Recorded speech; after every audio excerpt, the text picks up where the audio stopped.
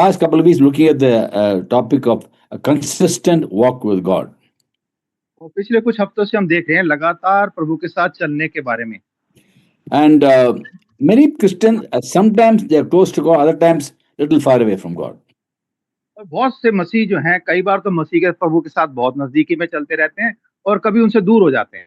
But we are called to be people for our own good who walk with Him consistently.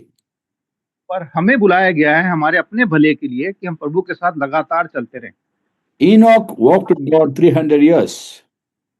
नोक जो है प्रभु के साथ 300 साल लगातार चलते रहा। We find the secret of his walk with God basically being faith.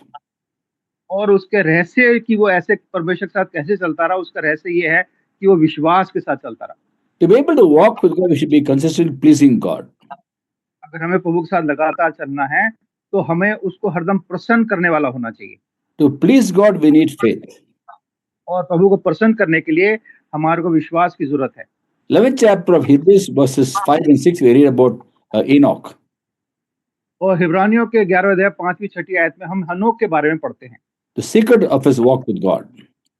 उसका प्रभु के साथ चलने का क्या रहस्य था। These two verses say, और इन दो आयतों में लिखा है, by faith Enoch walked with God. विश्वास ही से हनोक उठा लिया गया और परमेश्वर के साथ चलता रहा। He couldn't be found because God took him away. और उसकी मृत्यु न हुई पर उसको पता न मिला क्योंकि परमेश्वर ने उसको उठा लिया था। Faith was taken up in his life. He couldn't be found because God took him away. और उसको उठाए जाने से पहले उसकी यह गवाही दी, उसके बारे में कोई जानता नहीं था क्योंकि परमेश्वर ने उसको उठा लिया था। Before he was taken, he was commended as one who pleased God. और उसको उठाए जाने से पहले उसकी यह गवाही दी गई कि वह उसने परमेश्वर को प्रसन्न किया। And without faith, it's impossible to please God. और विश्वास के बिना परमेश्वर को प्रसन्न करना अनहोना है। So even for you and me, we are able to walk with God only when we're able to please Him consistently. और हमारे लिए भी यही है कि अगर हम परमेश्वर के साथ लगातार चलने चाहते हैं तो हमें लगातार उसको प्रसन्न करने वाला होना चाहिए। And to please Him, we need faith. और उसको प्रसन्न करने के लिए हमारे को विश्वास की जरूरत है। Faith is a gift of God. We don't generate faith by ourselves. और ये विश्वास जो है ये परमेश्वर की ओर से दान है, इसको हम नहीं पैदा करते। We all have a measure of faith that God has given us. हमारे को एक थोड़ा सा विश्वास है, एक सीमा में परमेश्वर ने जितना उसने दिया उतना हमारे पास विश्वास है। 12th chapter of Romans verse 3 second part says, measure of faith which God has given us. और रोमियो 12वां अध्याय उसकी तीसरी आयत में हम पढ़ते हैं कि क्योंकि अनुग्रह के कारण से और परमेश्वर की जितना परमेश्वर के अनुसार उसने हमारे को अपना विश्वास दिया है। And who has given us faith? Lord Jesus Christ. और हमें परमेश्वर ने जो हमें दिया है वो किसने दिया है? वो प्रभु यीशु मसीह ने दिया है। Hebrews 12:2 says, fix your eyes on Jesus, the author and perfecter of faith, who for the joy set before him endured the cross, scorning its shame. और इब्रानियों 12:2 में पढ़ते हैं, और विश्वास के कर्ता और सिद्ध करने वाले यीशु की ओर ताकते रहें, जिसने उस आनंद के लिए जो उसके आगे धरा था लज्जा की कुछ चिंता न करके क्रूस का दुख सह लिया और सिंहासन पर परमेश्वर के दाहिने जा बैठा। And he is the same yesterday, today and forever, the Lord Jesus Christ. और हमारे प्रभु यीशु मसीह आज कल और युगानुयुग एक सा है। He gave faith to those people those days to with God. He gives faith to us today. और परमेश्वर ने उन लोगों के साथ जो परमेश्वर का चलते रहे विश्वास दिया और आज हमें भी विश्वास देते हैं। 13th chapter of Hebrews verse 7 says, इब्रानियों 13:7 में लिखा है, remember the leaders who spoke the word of God to you. और जो तुम्हारे अगुवे थे और जिन्होंने तुम्हें परमेश्वर का वचन सुनाया है, consider the outcome of the way of life and imitate their faith. उन्हें स्मरण रखो और ध्यान से उनके चाल चलन का अंत देखकर उनके विश्वास का अनुकरण करो। Jesus Christ is the same yesterday, today and forever. यीशु मसीह कल और आज और युगानुयुग एक सा है। We are called to imitate the faith of the people who have gone before us.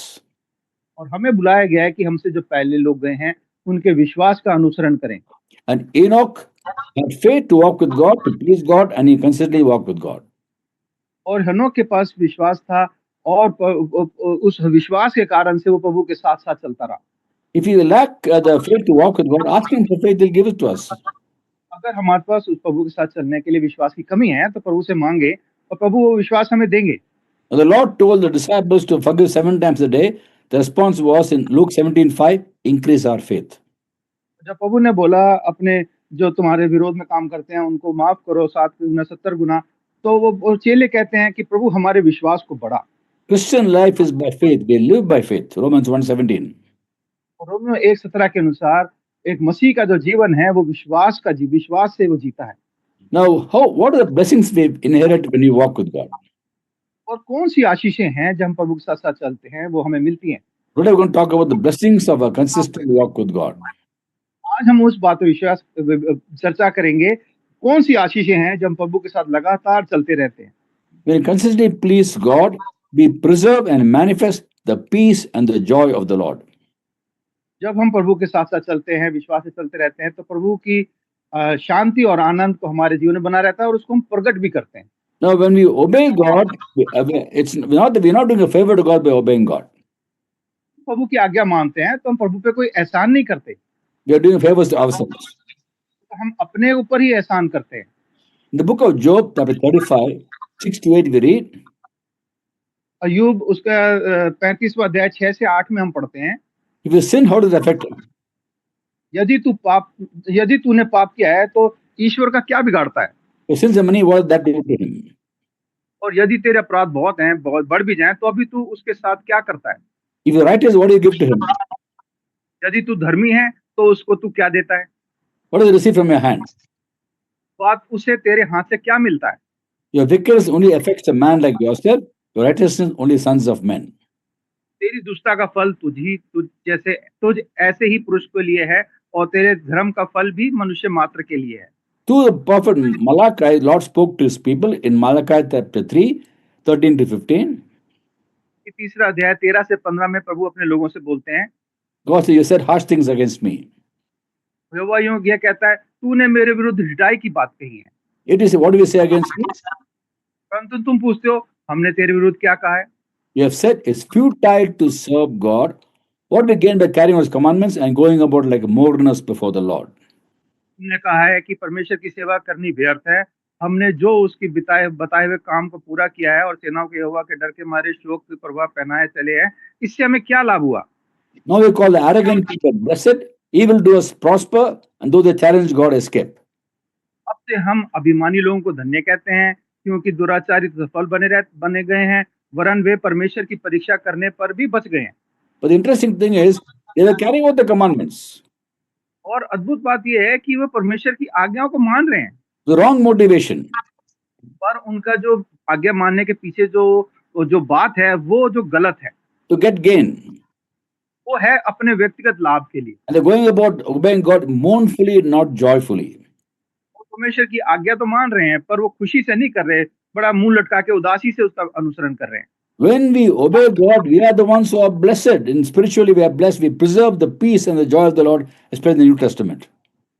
और हम जो परमेश्वर के लोग हैं, हम उसकी आज्ञा मानते हैं तो हम अपने हृदय में शांति और आनंद को बना के रखते हैं, बचा के रखते हैं, और खासकर हम जो नए नियम के विश्वासी हैं। Even in the Old Testament time, we read in Isaiah 48:22, there's no peace of the Lord for the wicked. इस्राया 42 उसकी 22वीं आयत में हम पढ़ते हैं कि जो परमेश्वर के विरोध में है उनको कोई शांति नहीं है। Also, when David sinned against God, he lost the joy of salvation. और दाऊद ने भी जब परमेश्वर के विरुद्ध पाप किया तो उसने अपने उद्धार का आनंद खो दिया। In the book of Psalm 51st chapter, we see a wonderful psalm about how David repented. और ये भजन 51 जो है वो बहुत अद्भुत भजन है जहाँ पे दाऊद जो है पश्चाताप करता है। And he said, Lord, restore me the joy of salvation. 51st chapter, 11 and 12 we read. He restored to me the joy of salvation. और वो 11वें 12वें आयत में वो कहता है कि प्रभु मेरे उद्धार का आनंद मुझे लौटा दे। Even in the Old Testament time, when they disobeyed God, there was no peace and joy. Today we've been given peace and joy through Christ. और नए नियम में भी जब हम पाप करते हैं तो हम अपनी शांति आनंद खो देते हैं, पर हमें प्रभु यीशु मसीह की आज्ञा मानने से शांति आनंद हमें मिलता है। When you walk with God, we walk with peace and joy. प्रभु के साथ चलते हैं तो हम उसके पीछे आनंद के साथ और खुशी के साथ चलते हैं। In God's presence, there is fullness of joy. Psalm 51, Psalm 16, verse 11. भजन 16 उसकी 11वीं आयत में प्रभु के पीछे चलने में बड़ा आनंद है। When you walk with God, have fellowship with Him, there's fullness of joy. जब प्रभु के पीछे चलते हैं, उसकी आज्ञा मानते हैं, बहुत आनंद की भरपूरी होती है। When you walk with Him, we walk with peace. जब हम उसके साथ चलते हैं तो हम हमारे को वो अपनी शांति और उसके साथ शांति के साथ हम उसके साथ चलते हैं। The condition is to walk in his ways, to obey him. When you obey him, you walk with him, you walk with him, we have peace and joy. और जो शर्त यही है कि जब हम उसके पीछे चलें, हम उसके विश्वास से आगे करते चले, और जब उसके पीछे चलेंगे तो हम हमारे को शांति और आनंद मिलता है। We'll have difficulties when you walk with him, but in spite of difficulties, you will have the peace of God. उसके पीछे चलेंगे तो कठिनाइयां आएंगी, पर उसके बावजूद भी हमें शांति और आनंद हमें मिलेगा। In John 16:33, the Lord told the apostles, यूहन्ना 16 उसकी 33वीं आयत में प्रभु यीशु मसीह चेलों से बोलते हैं, while preparing them for the ministry to follow, तो आने वाली सेवकाई थी उसके लिए उस प्रभु उनको तैयार कर रहे थे। in the last few days of his physical life on the earth, he was talking to the 11 apostles. One had gone to betray him, 11 were there. और अपने जीवन के पृथ्वी पे जो अंतिम समय था उसमें अपने चेलों को 12 चेले थे, पर एक ने तो धोखा दिया, तो 11 चेले थे, उनको प्रभु ये बात बता रहे थे। In John 16:33, I've told you these things that in me you'll have peace. In the world you will have troubles, but take heart, I've overcome the world.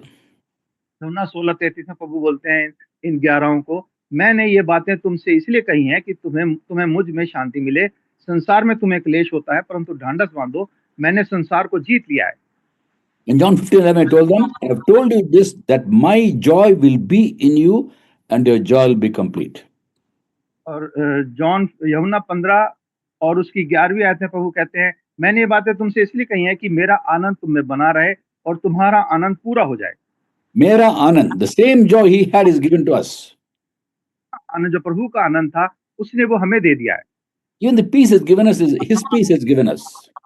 और अपनी जो शांति हमें दी है, वो भी अपनी शांति उसने हमें दी है। In John 14:27, he says, peace I leave with you, my peace I give unto you. I don't give the world gifts. Don't let your hearts be troubled, don't be afraid. यूहन्ना 14:27 में प्रभु कहते हैं, मैं तुम्हें शांति दिए जाता हूँ, अपनी शांति तुम्हें देता हूँ, जैसा संसार देता है मैं तुम्हें नहीं देता। तुम्हारा मन ना घबराए और ना डरे। So we walk with him today, we have the peace and the joy of the Lord. The same joy he had, same peace he had, we can enjoy it. और हम जब प्रभु के पीछे आगे करते चलते हैं, तो वही शांति आनंद, वही आनंद और वही शांति जो उसकी थी, वो हमें मिलती है। One more amazing aspect of living along in step with the Spirit is that we manifest in time the fruit of the Spirit. और एक और बात, जब प्रभु के साथ पीछे चलते हैं, तो जो आनंद आत्मा का जो फल है, वो हमारे जीवन से प्रकट होता है। Today he's given us Holy Spirit. When we live by the Spirit, we will be able to walk with God. We live by the Spirit today. और आजकल जो हम जीते हैं, परमेश्वर के आत्मा के द्वारा जीते हैं, जो उसने हमें दिया है। Romans 8:14 says, as many are led by the Spirit of God are sons of God. Romeo 8:14 में वो कहता है, जो जितने प्रभु इसलिए कि जितने लोग परमेश्वर की आत्मा के चलाए चलते हैं, वे ही परमेश्वर के पुत्र हैं। And Galatians 5:25 says, since we live by the Spirit, let us keep in step with the Spirit. और गलतियों 5 और उस 25वीं आयत में लिखा है, यदि हम आत्मा के द्वारा जीवित हैं, तो आत्मा के अनुसार चलें भी। And as we walk in step with the Spirit, we'll find in time all 9 aspects of the fruit will be seen in our lives. और जब हम आत्मा के द्वारा आत्मा के अनुसार चलेंगे, तो हम देखेंगे कि ये आत्मा के फल के जो 9 गुण हैं, ये सारे हमारे जीवन में दिखाई देंगे। All 9 God wants to manifest in and through our lives. ये 9 गुण जो है परमेश्वर हमारे जीवन से, हमारे द्वारा से प्रकट करना चाहते हैं। We live by the Spirit, meaning we walk with God. आत्मा के अनुसार जब चलते हैं, इसका मतलब कि हम प्रभु के साथ साथ चलते हैं। In time, all 9 will be seen in our lives. और समय पे ये सारे 9 गुण जो हैं, ये हमारे जीवन से दिखाई देंगे। It's one fruit with 9 qualities. ये एक फल है, पर इसके 9 गुण हैं। And 9 qualities are तो ये जो 9 गुण हैं, love, joy, peace, प्रेम, आनंद, मेल, patience, kindness, goodness, धीरज, कृपा, भलाई, faithfulness, gentleness, and self-control. विश्वास, नम्रता और संयम। Now, I already told you about peace and joy happens when we walk with Him and we have faith. और ये हमने आपको बता ही दिया है भाई ने, कि जब विश्वास से चलते हैं, तो ये शांति और आनंद जो है हमारे जीवन में होता है। Through faith, we obey God consistently. We manifest by default, without our knowledge, the peace and joy of the Lord. तो प्रभु की आज्ञा मानते हैं, तो ये बिना हमारे जान के परमेश्वर की जो शांति और परमेश्वर का जो आनंद है, वो हमारे जीवन से प्रकट होता है। God is love. परमेश्वर प्रेम है। 1 John 4:16. पहला यूहन्ना 4:16। He just does not love alone, he is love. और परमेश्वर सिर्फ प्रेम नहीं करता, वो प्रेम ही है। And when you walk with him, we can't but manifest the love of God. और जब हम उसके साथ चलते हैं तो ये स्वाभाविक रीति से ना कि वो अपने प्रेम को हमारे द्वारा से प्रकट करते हैं। Out of 9 qualities, 4 of them, love, kindness, goodness, gentleness, are all related. और ये जो 9 गुण है, इसमें प्रेम और धीरज, कृपा और ये संयम, ये सब जो है एक साथ हैं। Not sayam, love, kindness, goodness, gentleness. Love, Kindness, kindness, goodness, मेल भी नहीं है, कृपा और भलाई, हाँ, and gentleness. और नम्रता। हाँ, प्रेम, कृपा, भलाई और नम्रता, Yes. ये एक, They're all related. ये सब आपस में मिले हुए हैं। They are a product of love. और ये सब प्रेम के द्वारा से ये उत्पन्न होते हैं। As we walk with God, we'll grow in the knowledge of God. We can't but grow in the knowledge of God. जब प्रभु के साथ साथ चलेंगे, उसके प्रेम में बढ़ेंगे, तो हम उसके ज्ञान में स्वाभाविक रीति से बढ़ते जाएंगे। When you spend more time with God than anybody else on this earth, और जब हम परमेश्वर के साथ संसार में बाकी चीजों से ज्यादा समय परमेश्वर के साथ बिताने लगते हैं, we can't but manifest his qualities. तो स्वाभाविक रीति से हम उसके गुणों को प्रकट करने लगते हैं। And we are primarily called all of us to have fellowship with him. और हमें सबको परमेश्वर ने बुलाया है, खास कर से इस बात के लिए कि हम उसके साथ संगति करें। And walking with him will result in us knowing him more and more. और जब हम उसके साथ चलेंगे तो हम उसके साथ उसको और अधिकाई से जानते चले जाते हैं। And John 17:26, the Lord, the Father, prayed to the Father in heaven. और यूहन्ना 14:17 उसकी 26वीं आयत में प्रभु यीशु मसीह अपने पिता से प्रार्थना करते हैं, I have made you known to them. और मैंने तेरा नाम उनको बताया है I will continue making you known to them. और बताता रहूंगा That the love you have for me will be in them. कि जो प्रेम तुझको मुझसे था वह उनमें भी रहे और मैं उनमें रहूं। And I'll also be in them. The love you have for me, that love is perfect love. और जो प्रेम तुझको मुझसे था, वो प्रेम जो बिल्कुल सिद्ध प्रेम है। Now, we spoke about how God is love. हमने अभी देखा कि परमेश्वर प्रेम है। To manifest love, there must be an object of love. और परमेश्वर को प्रेम करने के लिए हमारा प्रेम करने के लिए कोई चीज होनी चाहिए जिससे हम प्रेम करें। Before man was created, whom did God love? Before man was created, whom did God love? Brother, are you there?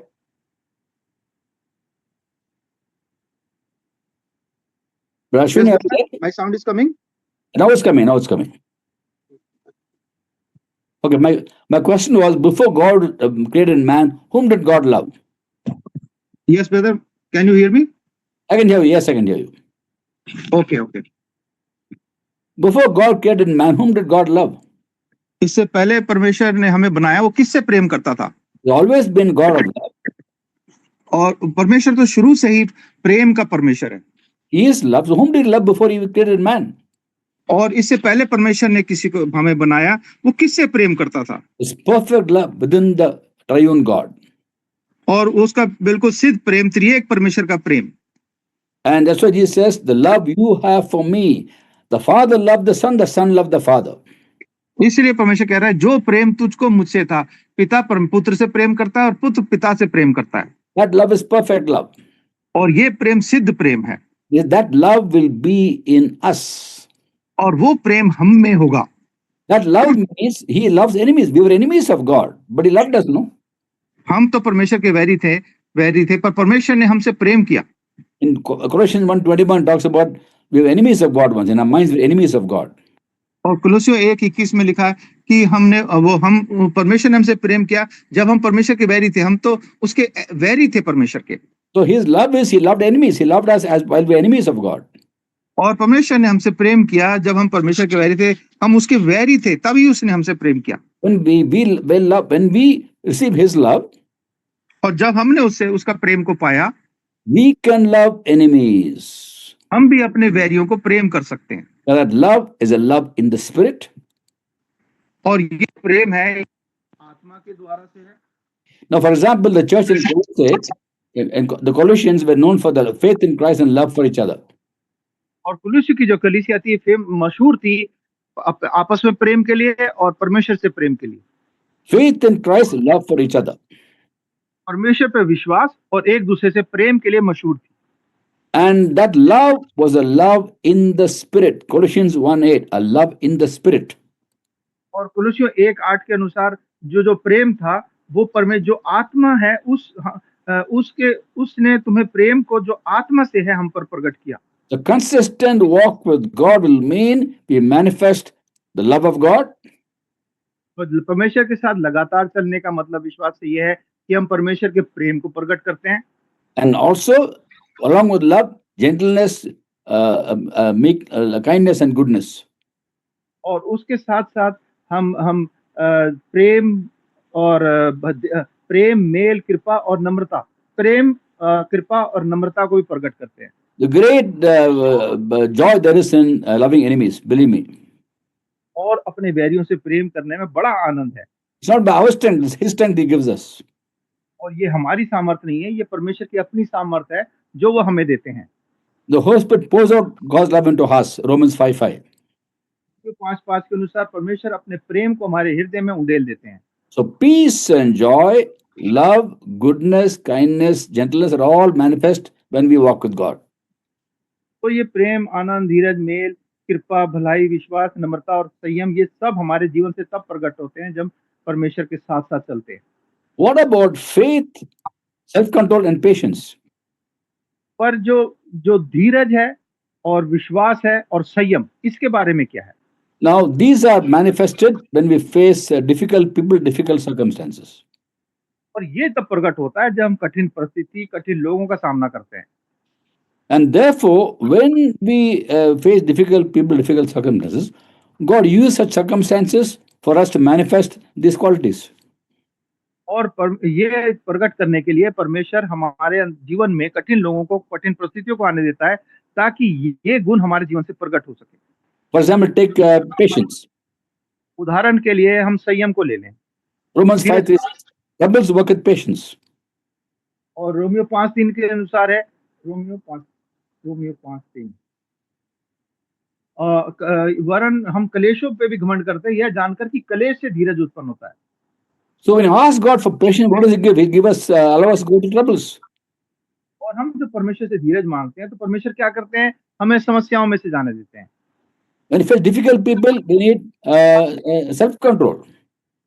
और जब हमें कठिन लोगों का सामना करना पड़ता है तो हमें अपने ऊपर संयम की जरूरत पड़ती है। There are many people in the world who test our patience and who test our self-control. कई लोग संसार में हैं जो हमारे संयम को, हमारे धीरज को की परीक्षा लेते हैं। They try to provoke us. वो हमारे को उकसाने का प्रयास करते हैं। They irritate us. हमें परेशान करते हैं, चिढ़ाते हैं। They try to provoke us to get angry. हमारे को गुस्सा दिलाने की कोशिश करते हैं। And opposite impatience is patience. और धीरज का विपरीत है कि हम अधीर हो जाएं। And also the opposite of pride is humility. और घमंड का जो विपरीत है वो भी है नम्रता। And humility and patience comes from wisdom of God. तो ये धीरज और नम्रता है, ये परमेश्वर की बुद्धि से मिलती है और जो बुद्धि वो हमें देते हैं।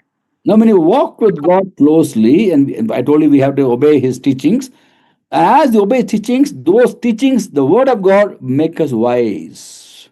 और जब परमेश्वर की आज्ञाओं को मानते हैं, उसकी शिक्षाओं का अनुसरण करते हैं, उसके पीछे चलते हैं, तो वो बातें हमारे को बुद्धिमान बना देती हैं। In the Old Testament time also we read about how before they entered the land of Canaan, Moses repeated the law to the Israelites. और जब पुराने नियम में पढ़ते हैं, इससे पहले कि लोग कनान देश में प्रवेश किए, मूसा ने परमेश्वर की आज्ञाएं उनके सामने दोहराई। He told them in the book of Deuteronomy chapter 4 verse 6. और व्यवस्था विवरण 4 अध्याय उसकी 6 आयत में प्रभु ने उनको बोला, Observe carefully all these commandments. और तुम उनको को धारण करना और मानना। For just to show wisdom among the nations who will say of you, this nation is proud is a wise and understanding people. क्योंकि और देश के लोगों के सामने तुम्हारी बुद्धि और समझ इसी से प्रकट होगी, अर्थात वे इन सब विधियों को सुनकर कहेंगे कि निश्चय ये जाति बड़ी बुद्धिमान और समझदार है।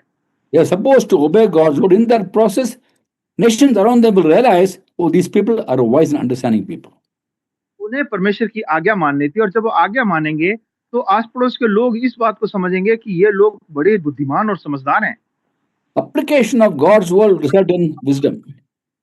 परमेश्वर के वचन का जब अमल करते हैं तो उसका परिणाम होता है बुद्धि।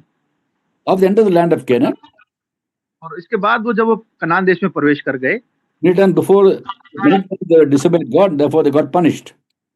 और कई बार उन्होंने परमेश्वर की आज्ञा नहीं मानी और इसलिए उन्हें सजा मिली। They disobeyed God, God sent the prophets to correct them. और जब उन्होंने आज्ञा नहीं मानी तो परमेश्वर ने अपने नबियों को भेजा कि उनको सही रास्ता बताए। And then we read in the Bible how the Lord told his people और हम बाइबल पढ़ते हैं, परमेश्वर ने लोगों को बोला through Jeremiah chapter 8 verse 8 and 9. यिर्मयाह 8वां अध्याय उसकी 8वीं और 9वीं आयत में, How can you say you're wise? How can you say they're wise when you have the law of the Lord? तुम क्यों कर कह सकते हो कि हम बुद्धिमान हैं और यहोवा की दी हुई व्यवस्था हमारे साथ है, When the tribes handle it falsely. परंतु उन्हें उनके शास्त्रियों ने उसका झूठा विवरण लिखकर उसको झूठ बना दिया। Wise will be dismayed, or wise will be dismayed, they were trapped. और बुद्धिमान लज्जित हो गए और विस्मित हो गए। So they reject the word of God. What kind of wisdom do you have? उन्होंने यहोवा के वचन को निकम्मा जाना है, उनमें बुद्धि कहाँ रही? They were saying, we have the law of the Lord, so we are wise. और वो तो ये कह रहे हैं कि हमारे पास परमेश्वर की व्यवस्था है, हम बड़े बुद्धिमान हैं। How can you say you're wise? Because you have the law of the Lord. तो कैसे कह सकते हैं कि हम बुद्धिमान हैं? क्योंकि उनका परमेश्वर की व्यवस्था है। Having the Bible doesn't make us wise. Obeying the Bible makes us wise. और बाइबल होना, हमारे पास बाइबल है इसलिए ये बुद्धिमान हम नहीं बनते, पर जब बाइबल की बातों को हम मानते हैं तब हम बुद्धिमान बनते हैं। Unlike other nations, these people had the word of God given to them, oracles of God. और दूसरे देशों के की तुलना में इन लोगों को परमेश्वर की व्यवस्था मिली हुई थी और सारी आज्ञाएं मिली हुई थी। They are so proud that our prophet Moses got the law from God. We have the law. तो बड़ा घमंड था कि परमेश्वर ने हमारे नबी मूसा के द्वारा से हमें व्यवस्था दी है, हमारे पास तो ये व्यवस्था है। But they are not obeying the law. पर वो परमेश्वर की व्यवस्था को मान नहीं रहे। God, what kind of wisdom do you have? इसलिए परमेश्वर उनसे कह रहा है, उनमें बुद्धि कहाँ रही? किस तरह की बुद्धि है तुम्हारे पास? Rejected my word, so what kind of wisdom do you have? तुमने तो मेरी व्यवस्था को लज्जित किया, उसको अनाज्ञाकारिता की है मेरी व्यवस्था की, तो तुम्हारे पास बुद्धि कहाँ रही? 2 Timothy 3:15 is written, scriptures make us wise unto salvation. और दूसरा तिमोथी 3:15 में लिखा है कि ये परमेश्वर का वचन जो है, पवित्र शास्त्र हमारे को बुद्धिमान बनाता है। When you have the wisdom of God, we will not react to difficult people, we will overlook their provocations. और जब परमेश्वर की ये बुद्धि हमारे पास होगी तो हम जब लोग हमारे को उकसाएंगे और हमारे पास चिढ़ाएंगे, हम उससे ऊपर बढ़ के उनको उस बातों से हम विस्मित नहीं होंगे। Proverbs 19:11 says, a man's wisdom gives him patience. It's a glory to overlook an offense. और नीति वचन 19:11 में लिखा है, जो मनुष्य बुद्धि से चलता है वह विलंब से क्रोध करता है और अपराध को भूलना उसको सुहाता है। And the Holy Spirit gives us the word of wisdom for us to manifest. To the word and spirit we have wisdom. और पवित्र आत्मा जी अपने वचन और बुद्धि के अपनी बुद्धि हमें देते हैं, जिसके कारण से हम समझदार बनते हैं। Many times when people provoke us, we react because we are proud. Pride gets activated. कई बार जब लोग हमको चिढ़ाते हैं तो हम क्रोधित हो जाते हैं, क्योंकि हमारा जो अहम है, जो हमारा घमंड है, वो काम करने लगता है। And if you look at the book of Ecclesiastes, 7 chapter 8 and 9 is written. तो उपदेशक उसका 7वां अध्याय उसकी 8वीं और 9वीं आयत में हम पढ़ते हैं, The end of the matter is better than the beginning, and patience is better than pride. किसी काम के आरंभ से उसका अंत उत्तम है और धीरजवंत पुरुष गर्व ही से उत्तम है। Don't be quickly provoked to spirit, for anger resides in the lap of fools. अपने मन में उतावली से क्रोधित ना हो, क्योंकि क्रोध मूर्खों के हृदय में रहता है। Don't be quickly provoked, वो कहता है उतावली से क्रोधित ना हो, for anger resides in the lap of fools. कि क्रोध मूर्खों की ही हृदय में रहता है, बल्कि गोद में रहता है। Now, when you ask God for His wisdom and asking Him for His love, which He pours out upon us, they won't get provoked. We will be people who are not proud, and we are patient. हम परमेश्वर से परमेश्वर का प्रेम, परमेश्वर की बुद्धि मांगते हैं, जो हमें वो देते हैं, तो हम जो है जल्दी से उतावली से क्रोध नहीं करेंगे, क्योंकि परमेश्वर का ये प्रेम और आनंद हमारे हृदय में है, बुद्धि है। And James chapter 3 verse 14 says, humility comes from wisdom. और याकूब 3 अध्याय उसकी 15वीं आयत, No, terra. 13वीं आयत में लिखा है कि नम्रता सहित नम्रता से ज्ञान उत्पन्न होता है। So, as we walk with God, through wisdom comes the humility. और जब परमेश्वर चलते हैं और उसकी बुद्धि से चलते हैं, तो उस बुद्धि के कारण से हमारे अंदर नम्रता आती है। So, humility comes from wisdom, not the other way around. और नम्रता जो है वो बुद्धि से आती है। Also, wisdom comes from humility. When you humble, you receive grace and you become wiser.